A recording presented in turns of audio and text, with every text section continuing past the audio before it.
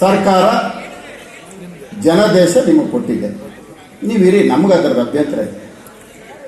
ಆದರೆ ಪದೇ ಪದೇ ಇವತ್ತು ಈ ವೇದಿಕೆಯಲ್ಲಿ ಮುನಿಯಪ್ಪ ಅವರು ಹಿರಿಯರು, ಅವರು ರಾಜಕೀಯ BJP ಮತ್ತು JDS ಅಂದಿದ್ದಕ್ಕೆ ನಾನು ಮಾತನಾಡ್ತಾರೆ, ಇಲ್ಲ ನಾನು ಮಾತಾಡ್ತಾರೆ. ನೀವು ಪೂರ್ತಿ ಅರ್ಥ ಮಾಡಿಕೊಂಡ್ರೆ ತಾಳ್ಮೆಯಿಂದ ನಿಮಗೆಲ್ಲ ಅರ್ಥ ಆಗತ್ತೆ ಅಂತ ನಾನು ಭಾವಿಸ್ತೇನೆ. ಅದೇ ಕಾರಣಕ್ಕೂ ನಾವು 5 ವರ್ಷ ವಿರೋಧ ಪಕ್ಷವಾಗಿ ನಾವು ಕೆಲಸ ಮಾಡ್ತೀವಿ. ಅದು ಈ ಸರ್ಕಾರನ ಗೊಂದಲಕ್ಕೆ ಈಡು ಮಾಡಬೇಕು ಅನ್ನೋ ಉದ್ದೇಶ ನಮಗಿಲ್ಲ. ಅಲ್ಲಿ ಏನಾಗುತ್ತೋ ಅದು ನಮಗೆ ಸಂಬಂಧ ಇಲ್ಲ.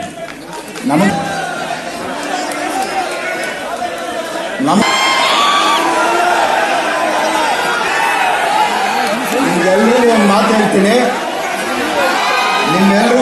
ಹೇಳ್ತೀನಿ,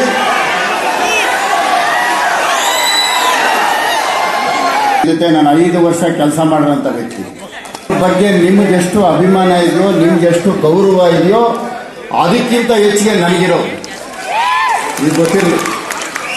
ಸಿದ್ದರಾಮಣ್ಣನ ಬಗ್ಗೆ ನಾವೇನು ಮಾತಾಡ್ತಾ ಇದ್ದೀವಿ, ಇದೊಂದು ಚೆನ್ನಾಗಿ ಜ್ಞಾಪಕ ಇರ್ತದೆ.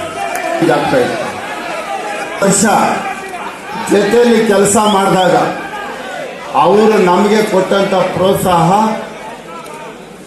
ಬಹುಶಃ ನಮ್ಮ ಒಂದು ಪೂರ್ವಜನ್ಮದ ಪುಣ್ಯ ಅಂತ ಭಾವಿಸುವಂಥ ವ್ಯಕ್ತಿ ನಾನು. ನಾವು ಕೆಲಸ ಮಾಡ್ತೇವೆ ಅಲ್ಲ ಹೇಳ್ತೀನಿ.